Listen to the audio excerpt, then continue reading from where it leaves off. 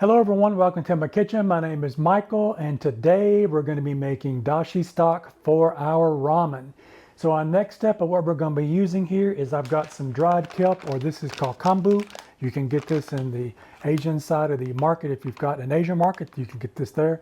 Even in your supermarket, you might find it on the international aisle. So definitely check this out. This is dried kelp or dashi kombu. And it comes in a pack like this. There's two big leaves in here. And I've taken this and cut it in half so that it fits in my container. And in my container, I've got 3 cups of water. This is just regular tap water out of the tap. And this is the natural process here where this is dried, so you don't have to take that off. That's extra flavor that's going to be on that. That has a nice oceanic smell to it. So definitely put this in here. We're going to let that sit in here for a minimum of 4 hours. But it's best to leave it in there for up to 24 hours. You get a better flavor from that. So I'm going to put this in my refrigerator, and this will have the lid on it, and just let it sit in there overnight, 24 hours, and I'm going to come back tomorrow and we'll finish making our dashi stock for our ramen. I am back, and I've got my kombu here that has been sitting in the refrigerator for 24 hours now. So I wanted to let you see what that looked like. So I've got a nice color to my water that I've got here where that sits. The longer you let it sit, the darker that will be, and the more of that umami flavor you're going to get out of this kombu.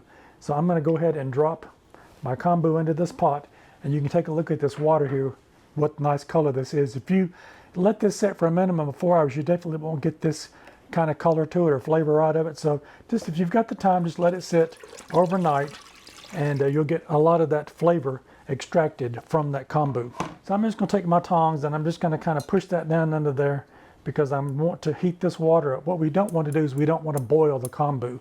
We want to just bring this up to just where it starts to barely boil, and we'll take it out, because if you boil the kombu, it puts out a bitter taste into your broth, and we definitely don't want that to finish off our dashi. So I'm going to turn this on, and we're going to bring this up to a simmer, and I'll let you see when we get ready to take out the kombu what that looks like. All right, now that my water with my kombu is heating up, I wanted to go ahead and talk about the other ingredient that we're going to be using in our dashi broth today, and this is bonita flakes. This is dehydrated fish that they've cut up really good. This is from Japan, and I've got this at my local market here. So definitely this is one of the ingredients I'm going to be using today in my dashi is this. So if you can't find it in one of the Asian markets, you can definitely try to get this online if you decide you want to make this type of dashi broth that we've got going on today. So I'm going to go ahead and take this out, and I wanted you to see what that looked like before we started going in with that. So you can see it's just little fine slivers of fish that we've got here, and they're really lightweight. So I've got a measuring cup here, and I need 1.5 cups of these. I'm going to go ahead and measure these out. All right, I've got my bonita flakes measured out here. This is about 1.5 cups, and I did measure it out. So anywhere between 15 to 20 grams is what you're looking for if you want to measure that out. So we're going to set this aside. We're going to wait for this to come up, and it's already starting to get hot, so it's not going to be too much longer before we take our kombu out. All right, I've got some bubbles forming now in the bottom of my bowl here. As you can see that, we've got the water starting to boil. If you want to measure it with a thermometer, you want to check it out before it gets around 190 degrees on that. So definitely this is the time now that I'm going to take my kombu out of my water and let all of that flavor drain back into that. All right, I'm going to let this come up to a boil, then I'm going to turn it off. I wanted to show you this rich color of this dashi that we've got here. You can see we've got a really nice color on that. So like I said earlier, just let it sit overnight if you've got the opportunity to, instead of the shorter time frame, because it'll look like clear water after about 4 hours. You won't notice too much about it.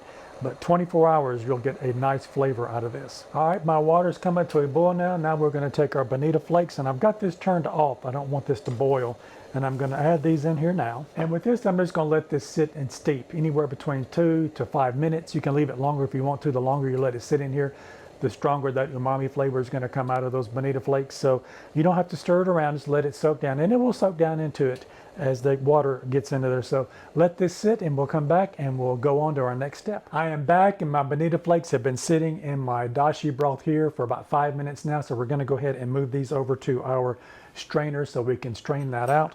I wanted to show you a little hack here today. I've got a large bowl here on the bottom, and then I've got another mesh colander here on the side and another one. So I don't want any of the bonita flakes to get into our broth. We want nice, clean broth. If you try to ladle this in here with the secondary colander, it might fall in on you like that. So there's a way you can do that, that you can take a chopstick, and then you can take it and run it down the side of the bowl on the inside of the colander and the bowl, and that use this little ring that's on the top of this one colander, and that'll lock it in place and it won't move on you. So you might want to try that when you get ready to strain this off and you've got 2 sieves of the broth going through, so what it don't catch in this one, it can catch on the other one, and you make sure you get some nice broth. So give this a try. If you've got some chopsticks around, you can use the metal ones or the wood ones, it doesn't matter. All right, so now let's take our bonita flakes and our broth, and we're going to run that through our strainers here and get that nice clear broth that we're looking for. I went and grabbed a spatula because I want to get all of this out of there and just kind of give it just a little bit of a push into that top colander strainer so that we can get that broth out of there, because we want every bit of that to come out. All right, I've got my spatula here, and then I'm just going to kind of run that aside. You can see that that is get a lot of that moisture out of there. We don't want to leave any of that behind, because that's going to make that nice broth that we're going to have for our ramen. All right, now that we've got all of that moisture pulled out of the bonita flakes, you can see here I've got a nice clean broth. I'll take this secondary colander out, and look at that. We've got a nice broth.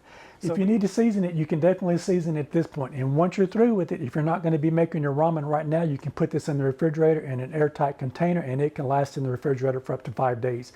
So you can make this ahead of time when you're getting ready to make your ramen. I hope this has inspired you to try this dashi broth for ramen. And if you like this content, maybe you might consider giving me a thumbs up. I would really appreciate it. And check out one of these other 2 videos over here. You might find something else you like. Don't forget to like, share, and subscribe. And leave me a note in the comment section if you've made dashi broth before, and if you do anything different to yours, or if this is your first time making it, let me know how yours turned out. We'll see you in my next video. Bye-bye now.